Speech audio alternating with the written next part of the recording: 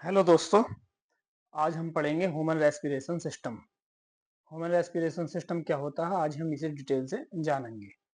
तो आज की वीडियो स्टार्ट करने से पहले मैं ये बता दूं आपको कि आज की वीडियो में हम क्या क्या पढ़ने वाले हैं।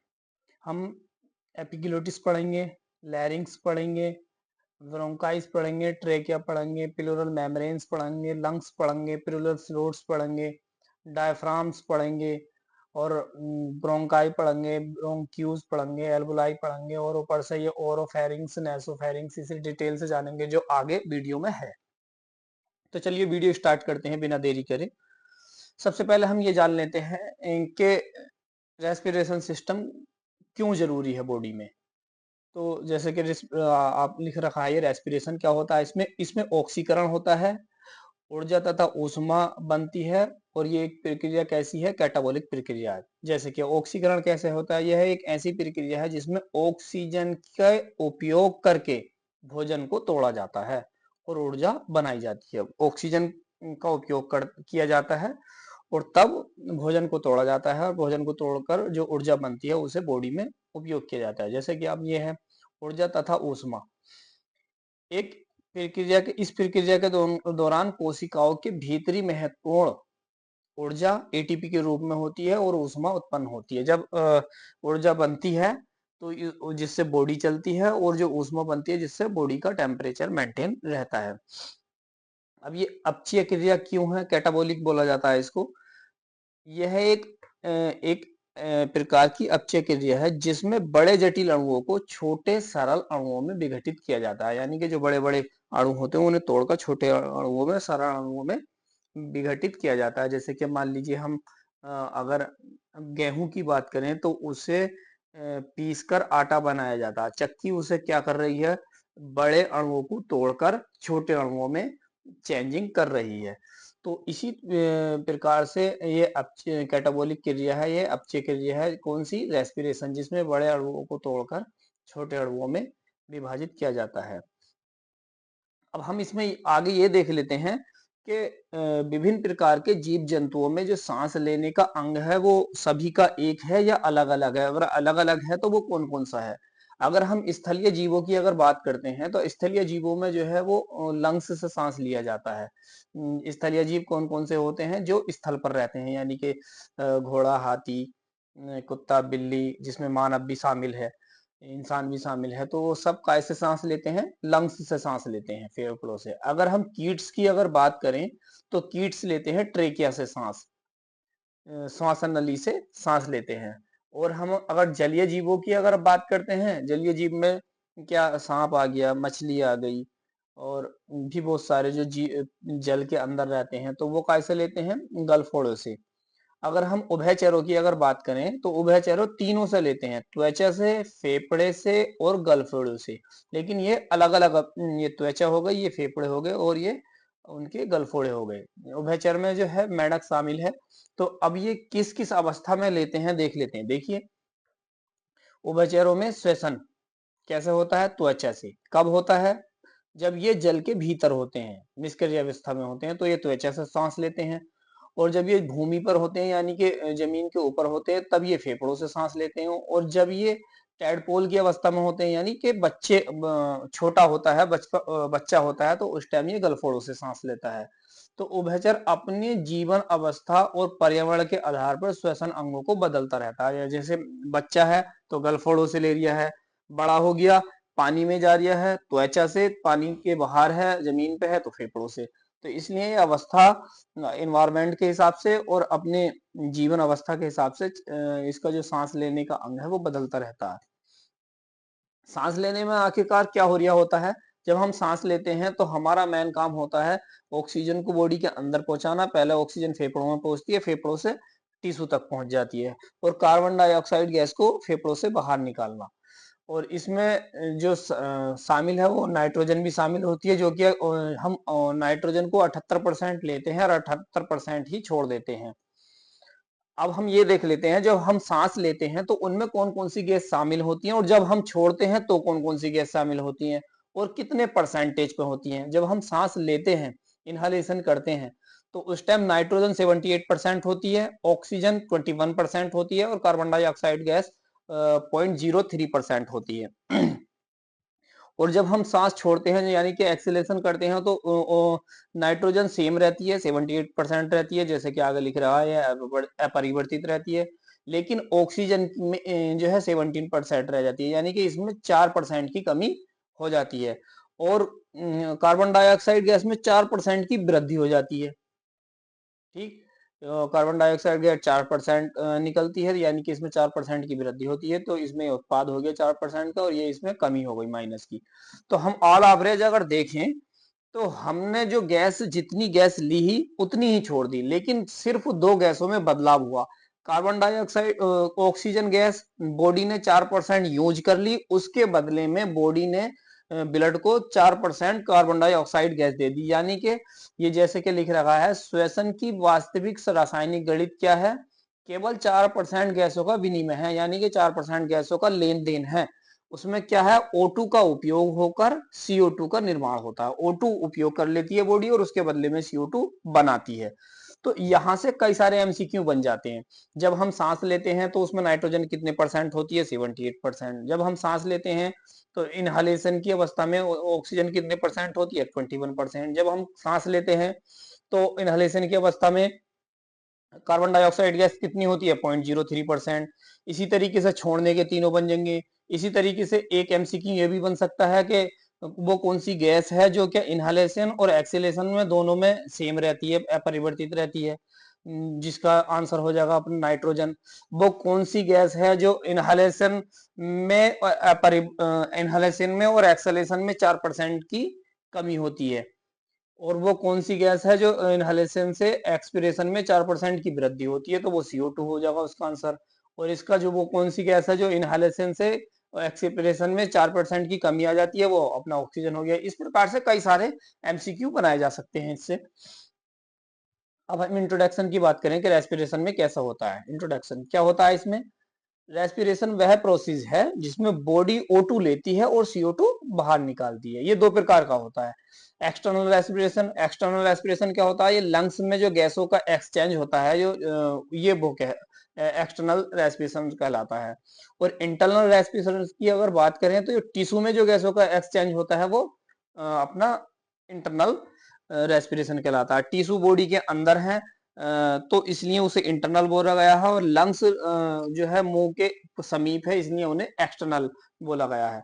इसमें क्या होता है, ये एक समीकरण दे रखा है, ये ग्लूकोज है टिश्यू के अंदर, टिश्यू के अंदर ग्लूकोज है, और ये लंग्स से हमने O2 टिश्यू के पास पहुंचाई। तो जब O2 टिश्यू में को जाएगी तो ग्लूकोज वहां पर पहले से ही है, तो O2 और ग्लूकोज दोनों मिलकर आपस में जब अभिक्रिया करेंगे तो उत्पादन क्या बनेगा, CO2 बनेगा, जो कि हम फेफड़ों के रास्ते बाहर निकाल देंगे। वाटर बनेगा H2O, वो ब्लड स्ट्रीम में चला जाएगा। अगर एक्स्ट्रा वाटर होगा तो यूरिनरी सिस्टम के जरिए बाहर निकल जाएगा, और एनर्जी बॉडी हमारी यूज कर लेती है, जिससे हमारी बॉडी चलती फिरती है। अब हम पार्ट ऑफ रेस्पिरेशन सिस्टम की बात कर लेते हैं। रेस्पिरेशन सिस्टम को दो भागों में बांटा गया, अपर रेस्पिरेटरी ट्रैक्ट और लोअर रेस्पिरेटरी ट्रैक्ट। अब अपर रेस्पिरेटरी ट्रैक्ट में कौन कौन से अंग शामिल हैं, नोज, नेजल कैविटी और फेरिंग्स। लोअर में लैरिंग्स, ट्रेकिया, ब्रोंकाई, ब्रोंक्यूल्स, लंग्स और एल्वुलाई। ये अब हम इन्हें एक एक करके डिटेल से पढ़ते हैं। सबसे पहले हम अपर रेस्पिरेटरी ट्रैक्ट पढ़ेंगे with the diagram. Upper respiratory tract, लैरिंग्स, सबसे पहले नोज। नोज नोज क्या करती है, ये आपकी नोज है, नाक, यानी कि क्या करती है, एंटर पॉइंट ऑफ एयर, यानी कि सबसे पहले हवा यहीं एयर जो है एंटर करती है यहाँ पर, और एयर को फिल्टर करने का काम करती है। फिल्टर ये कैसे करती है, आप जानते हैं कि नोज के अंदर छोटे छोटे बाल होते हैं, हेयर होते हैं। जब हम सांस लेते हैं तो उस सांस लेने में उस एयर में बहुत सारे धूल के कण भी शामिल होते हैं, बहुत सारे गंदगियां शामिल होती हैं। तो वो धूल के कण या गंदगी हमारी हेयर से टकराकर, वो हेयर और म्यूकस म्यूकस से टकराकर वो यही नाक के बाहरी हिस्से में, यानी कि नेजल कैविटी में ही रह जाती है, और अंदर को जो एयर जाती है वो शुद्ध एयर जाती है। तो इनका नाक में जो रहने वाली नमी है और नाक में जो रहने वाले हेयर है, इनका बहुत ही इंपॉर्टेंट रोल होता है अंदर को गैस, अंदर को जो एयर है वो शुद्ध करके पहुंचाने में। इसका काम होता है फिल्टर करना। एयर एयर को फिल्टर वार्म मोसिट करता है, सही है। हेयर डक्ट जो होते हैं, अब देख लेते हैं फेरिंग्स, गला। जैसे कि ये फेरिंग्स है, तो इसका क्या होता है, इसका काम होता है खाने को पास करने का, और ये 3 भागों में बटा हुआ है, नेजोफेरिंग्स, ओरोफेरिंग्स और लैरोफेरिंग्स। इसे मैं आगे डिटेल दिखाता हूँ, देखिए डायग्राम के सहारे। ये है, एक डायग्राम है।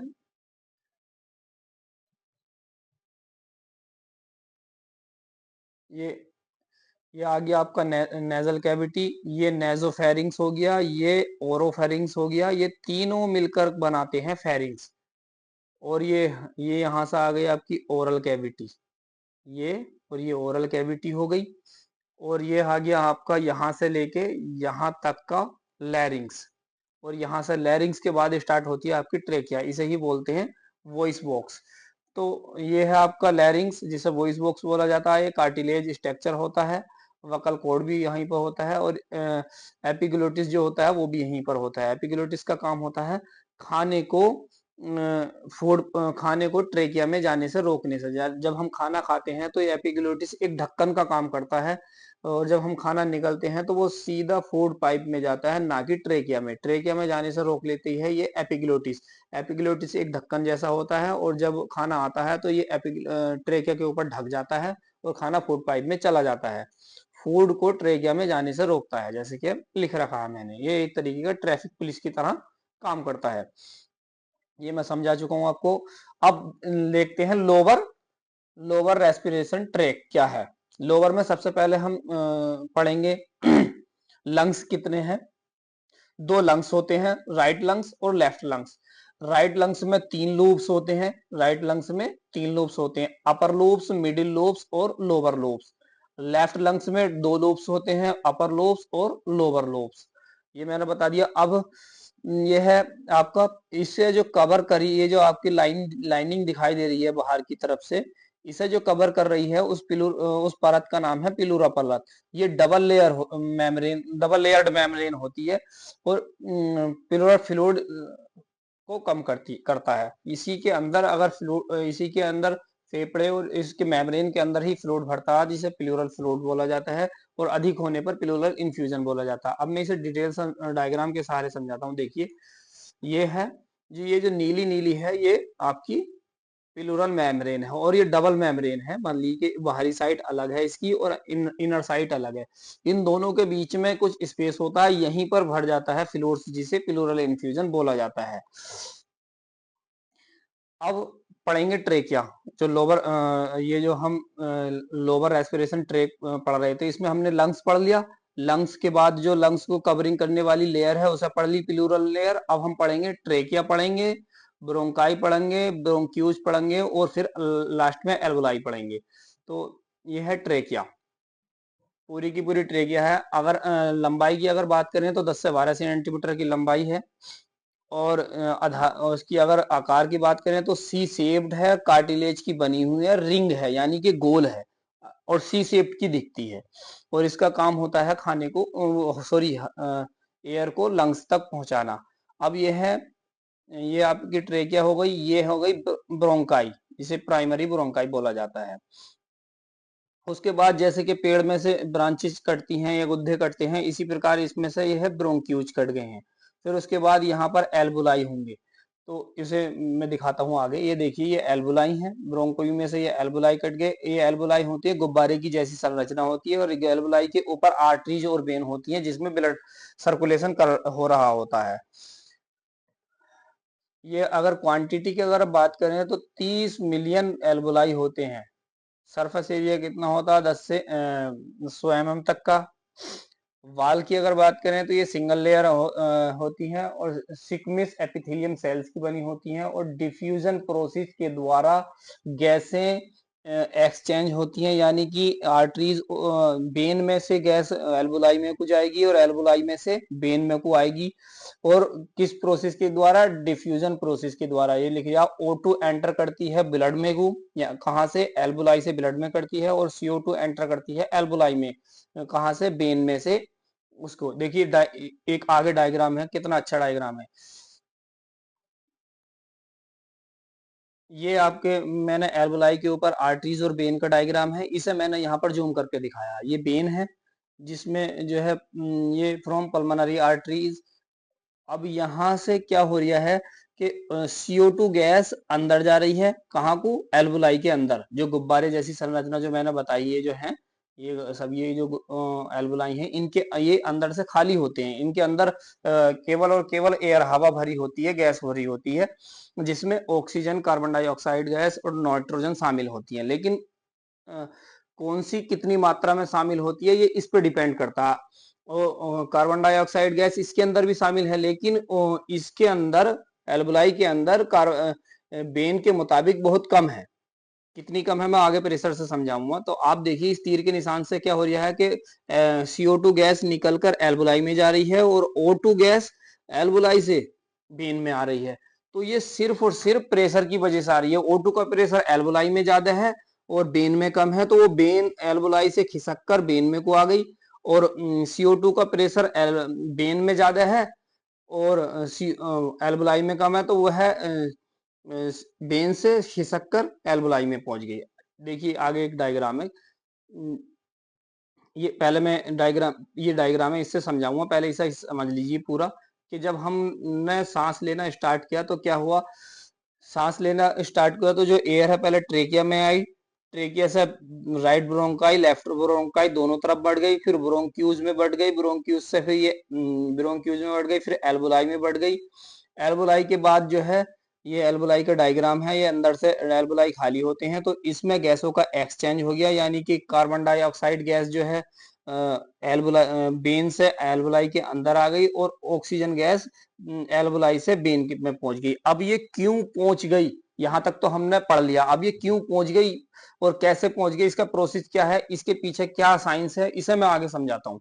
ये तो इतना तो समझ में आ गया कि जब हम सांस लेते हैं तो ओरोफेरिंक्स और नोरोफेरिंक्स से होती हुई ट्रेकिया, ट्रेकिया से ब्रोंकाई, ब्रोंकाई से एल्वुलाई, ब्रोंकाई से ब्रोंक्यूज, ब्रोंक्यूज से एल्वुलाई और एल्वुलाई में हो गया गैसों का एक्सचेंज।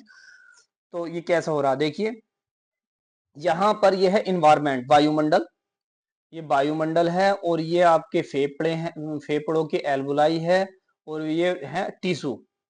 तो यहाँ हमने मुख्यतः हमने तीन गैसें देखी, नाइट्रोजन, ऑक्सीजन और कार्बन डाइऑक्साइड गैस। तो नाइट्रोजन का तो हम जिक्र करेंगे नहीं क्योंकि वो सेम अपरिवर्तित रहती है।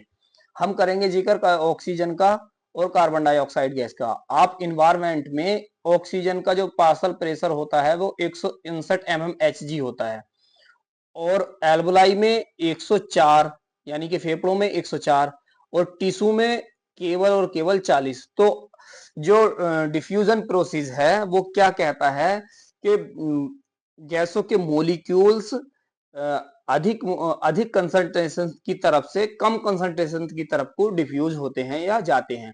तो आप गौर कीजिए यहाँ पर प्रेशर 159, तो ये ऑक्सीजन प्रेशर के कारण जाएगी लंग्स में को, लंग्स के एल्बुलाई में को जाएगी, क्योंकि वहां पर प्रेशर केवल 104 है, 159 के मुताबिक बहुत कम है, यहाँ पर जो है बहुत कम है। अब गौर कीजिए टिश्यू में है, जो बॉडी के अंदर टिश्यू है वहां पे है केवल 40, तो अब यहाँ है 104, यानी कि यहाँ 64 कम है टिश्यू में। तो यहाँ एल्बुलाई से ढिकल कर प्रेशर के कारण ये फिर दोबारा से ये टिश्यू में पहुंचेगी, टिश्यू इसको एब्जॉर्ब कर लेंगे। अब क्या करेंगे, टिश्यू में इसकी क्रिया होगी, ऑक्सीजन के कार्बन डाइऑक्साइड सॉरी ग्लूकोज के साथ क्रिया होगी, ग्लूकोज जो है इस ऑक्सीजन को ले लेगा और ऑक्सीजन को लेके बदले में उसके कार्बन डाइऑक्साइड गैस दे देगा। अब कार्बन डाइऑक्साइड गैस का टिश्यू में प्रेशर कितना है, 45, और एल्बुलाई में कितना है, एल्बुलाई में ये देखो 40, तो यानी कि 5 का फर्क है। तो अब ये जो कार्बन डाइऑक्साइड गैस है टिश्यू से ढिकल कर फेफड़ों में आएगी, फेफड़ों के एल्बुलाई में आएगी। अब यहाँ देखते हैं 40, एल्बुलाई में जो पार्शियल प्रेशर है कार्बन डाइऑक्साइड गैस का 40 है और इन्वायरमेंट में है ओनली 0.3। तो आप गौर कीजिए जब 40 ये है पर कंसंट्रेशन अधिक है, तो यहाँ से अब दोबारा से ये है जो आपकी कार्बन डाइऑक्साइड गैस है फेफड़े के रास्ते होते हुए, मुंह के रास्ते हुए ये बाहर निकल जाएगी, क्योंकि टिश्यू में सबसे कम प्रेशर है कार्बन डाइऑक्साइड गैस का, तो टिश्यू से ढकेल कर आएगी वो एल्वोलाई में। एल्वोलाई से में जो है एल्वोलाई में से और भी ज्यादा कम है वायुमंडल में, इन्वायरमेंट में, तो एल्वोलाई से ढकेल कर आ जाएगी इन्वायरमेंट में। तो ये केवल और केवल पार्सल प्रेशर का खेल है, जो ऑक्सीजन का यानी कि गैसों का एक्सचेंज हो रहा है। ऑक्सीजन का जो पार्सल प्रेशर वायुमंडल में बहुत अधिक है, टिश्यू में उससे कम है। वायुमंडल में बहुत अधिक है, एल्वोलाई में उससे कम है, और टिश्यू में उससे भी कम है। 159, 104 और 40। तो 159 से 104 की तरफ को आ गई, 104 से 40 की तरफ पहुंचेगी। और इसी का just opposite carbon dioxide gas. Carbon dioxide गैसों का सबसे अधिक है टिश्यू में। टिश्यू से पहुंचेगी वो एल्वोलाई में, क्योंकि टिश्यू में 45 है और एल्वोलाई में 40 है। अब 40 में आ गई कार्बन डाइऑक्साइड गैस, यानी कि एल्वोलाई में आ गई। अब इन्वायरमेंट में जो उसका पार्सल प्रेशर है वो है 0.3%, तो वो एल्वोलाई से ढिकल कर पहुंचेगी इन्वायरमेंट में। तो इस कारण पार्सल प्रेशर के कारण जो है गैसों का एक्सचेंज होता है। अब मैंने आपको अपर ट्रैक बता दिया, लोअर ट्रैक बता दिया। अपर ट्रैक में कौन कौन से ऑर्गन है, लोअर ट्रैक में कौन कौन से ऑर्गन है, ये सब कुछ मैं बता चुका हूँ। गैसों का एक्सचेंज कैसे होता है ये भी बता चुका हूँ, कहाँ होता है ये भी मैं बता चुका हूँ। अब हम ये देखेंगे, जब हम इंस्पिरेशन करते हैं तो हमारा डायफ्राम का और रिब्स का क्या रोल होता है इसमें, और एक्सपिरेशन करते हैं तो इसमें क्या रोल होता है। देखिए, सांस लेने में क्या होता है, जब हम सांस लेते हैं तो बहुत सारी हवा अंदर जाती है हमारी, और वो जो एल्वोलाई में दिखा रहा था आपको पीछे, ये जो एल्वोलाई दिखा रहा था मैं, ये डायग्राम है, ये एल्वोलाई। तो इसके अंदर हवा भर जाती है। तो आप किसी भी गुब्बारे के अंदर जब हवा भरेंगे तो वो फूल जाएगा। जब वो फूल जाएगा तो उसे जो है स्पेस चाहिए, कुछ जगह चाहिए। तो जब जगह चाहिए होती है तो ये क्या होता है, जब हम सांस लेते हैं तो सांस लेने पर जो है एल्वोलाई में हवा भर जाती है और वो फूल जाता है। जब फूल जाता है उसे जगह चाहिए, तो फिर वो आपके आसपास के अंगों को फैलाता है। ये आसपास के अंग कौन से हैं, फेफड़े फूल गए, क्योंकि एल्वोलाई है फेफड़ों के अंदर, तो सबसे पहले फेफड़े फूल गए। फेफड़े के जस्ट ऊपर है रिब्स, तो रिब्स जो है फैल जाएंगी, दोनों साइडों को फैल जाएंगी। और उसके जस्ट नीचे है डायफ्राम, डायफ्राम नीचे को खिसक जाएगा। यानी कि सांस लेने के जब हमने ली है तो उसमें जब वो एयर भरी है एल्वोलाई में, तो उसे स्पेस चाहिए, तो वो जिधर जिधर को साइटों से रिप्सों को फैलाएगा, और नीचे की तरफ से जो है डायफ्राम को नीचे को खिसकाएगा। और जब सांस छोड़ेंगे, यानी कि एक्सप्रेशन होगा, सांस छोड़ना होगा, तो वापस उसी पोजीशन में आ जाएगा। तो क्या हुआ है, डायफ्राम कॉन्ट्रैक्ट रहता है, नीचे जाता है, रिब्स लेफ्ट अप ऊपर ऊपर उठती हैं, और वॉल्यूम इंक्रीज हो जाता है, यानी कि वॉल्यूम बढ़ जाता है और प्रेशर घट जाता है। इसका जस्ट अपोजिट होगा डायफ्राम में, डायफ्राम रिलैक्स पोजीशन में आएगा, डोम शेप में आ जाएगा, रिब्स रिलैक्स हो जाएंगी, वॉल्यूम घट जाएगा और प्रेशर बढ़ जाएगा। तो ये है सांस लेने में जो रिब्स और डायफ्राम का जो रोल होता है, वो ये मैंने आपको बता दिया। और क्यों होता है ये भी बता दिया, क्योंकि जब हम सांस लेते हैं तो वो हवा एल्वोलाई में भर जाती है, और एल्वोलाई में भरने के कारण फेफड़े फूल जाते हैं। फेफड़े फूल जाते हैं, वो पसलियों को फैला देते हैं, रिब्स को फैला देते हैं, और डायफ्राम को नीचे को खिसका देते हैं। अब हम ट्रांसपोर्ट की बात कर लेते हैं, ट्रांसपोर्ट ऑफ द गैस। गैसों का ट्रांसपोर्ट कराता कौन है। ये तो हमने बता दिया कि गैसों का एक्सचेंज कैसे होता है, लेकिन ये गैस एक जगह से दूसरी जगह जो ले जाने का काम करती है वो कौन करता है। तो ऑक्सीजन का ट्रांसपोर्ट कौन कराता है, ऑक्सीजन का 97% तो कराता है जो आरबीसी के अंदर हीमोग्लोबिन होता है, उससे बाइंड होकर जो है ऑक्सीजन ट्रांसपोर्ट होती है। यानी कि जो एल्वुलाई के ऊपर जो वेन और आर्टरी थी उनमें ब्लड शामिल होता है, और ब्लड में शामिल होती है आरबीसी, और आरबीसी के अंदर होता है हीमोग्लोबिन। हीमोग्लोबिन ऑक्सीजन से बाइंड होकर मतलब चिपक कर आ जाता है, जिसे ऑक्सी हीमोग्लोबिन बोला जाता है, ऑक्सी हीमोग्लोबिन बोला जाता है, और ये टिश्यू को आकर दे देता है। और बाकी 3% जो है प्लाज्मा में घुलकर आता है। 97% यहाँ से एमसीक्यू बन जाता है कि आरबीसी या हीमोग्लोबिन ऑक्सीजन का कितना परसेंटेज ट्रांसपोर्ट कराती हैं। तो इसमें 97% आ जाएगा, या प्लाज्मा के बारे में आ जाए। अब हम बात करते हैं कार्बन डाइऑक्साइड गैस की। कार्बन डाइऑक्साइड गैस 7% डिजोल्व रहती है प्लाज्मा में, और 23% डिजोल्व रहती है कार्बोमिनो हीमोग्लोबिन में। और बाकी 70% जो है इनका ट्रांसपोर्ट कराते हैं बाइकार्बोनेट्स, आयंस वगैरह। अब हम देख लेते हैं रेस्पिरेशन वॉल्यूम की बात। टाइडल वॉल्यूम, टाइडल वॉल्यूम क्या होता है? जब हम एक बार में जो सांस लेते हैं उसका जो वॉल्यूम होता है उसे हम टाइडल वॉल्यूम होते हैं, वो नॉर्मली 500 ml होता है। इंस्पिरेशन रिसीव वॉल्यूम, यानी कि हम नॉर्मल सांस लेने में तो 500 ml लेते हैं, लेकिन अगर हम भर के तेजी के साथ सांस लें, फुल कैपेसिटी के साथ सांस लें, तो वो कितना ले सकते हैं? 2500 से 300 2500 ml से 3000 ml तक। और एक्सपिरेशन रिसीव वॉल्यूम की अगर बात करें तो यानी कि हम जो जितना छोड़ सकते हैं ज्यादा से ज्यादा, तो वो 1000 ml से 1100 ml तक। रेसिडियल वॉल्यूम की अगर बात करें तो वो 1100 से लेकर 1200। रेसिडियल वॉल्यूम क्या है? ये वो है जो कि इतनी हवा फेफड़ों के एल्वोलाई में हमेशा रहती है, क्योंकि अगर ये हवा नहीं रहेगी तो लंग्स आप फेफड़े जो है कोलैप्स हो जाएंगे, यानी कि एल्वोलाई को एक दूसरे से चिपक जाएंगे, और एल्वोलाई चिपक जाएंगे तो फिर वो हटेंगे नहीं, यानी कि फेफड़े कोलैप्स कर जाएंगे। तो ये अब बात कर लेते हैं कुछ डिसीजों के बारे में। इसे लंग्स को कौन कंट्रोल करता है? मेडुला ओब्लोगेंटा, ब्रेन का जो मेडुला ओब्लोगेंटा हिस्सा होता है वो लंग्स को कंट्रोल करता है। रेस्पिरेटरी सेंटर क्या है? Located in medulla ओब्लोगेंटा। सिग्नल मिलते ही CO2 का लेवल इंक्रीज हो जाता है और ब्रीथिंग रेट इंक्रीज हो जाती है। कॉमन डिसीज की बात, डिसऑर्डर्स की बात कर लेते हैं। अस्थमा कॉमन है, कैसे होता है? Inflammation of the bronchi, bronchi में अगर इन्फ्लामेशन हो जाए तो उसे अस्थमा बोला जाता है। और एम्फीसीमिया क्या बोला जाता है? एल्वोलाई वाल डैमेज हो जाए तो। अगर एल्वोलाई की जो वाल है, जो सर मैं दिखा रहा था, जो एल्वोलाई गुब्बारे जैसी जो संरचना है उसकी अगर वाल डैमेज हो जाए तो उसे एम्फीसीमिया बोला जाता है। ज्यादातर ये स्मोकिंग के कारण होता है। ब्रोंकाइटिस, ब्रोंकाइटिस क्या होता है? इन्फ्लामेशन ऑफ द ब्रोंकाई, जो ब्रोंकाई है उनमें इन्फ्लामेशन हो जाए तो उसे ब्रोंकाइटिस बोला जाता है। Pneumonia, fluid accumulation in the alveoli, यानी एल्वोलाई के अंदर अगर फ्लूइड इकट्ठा हो जाए तो उसको नमोनिया बोला जाता है। तो आज की वीडियो में हमने लंग्स के बारे में डिटेल से जाना। आई होप आपको अच्छी लगी होगी। मिलते हैं नेक्स्ट वीडियो में।